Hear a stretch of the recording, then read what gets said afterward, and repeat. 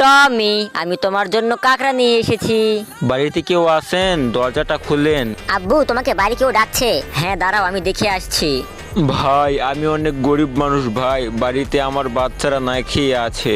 টমি, তুমি এই কাঁকড়া আজকে খেও না, এই কাঁকড়া আজকে অন্য কেউ খাবে। এই যে নেন ভাই, এটা আপনার বাচ্চাদেরকে খাওয়াবেন।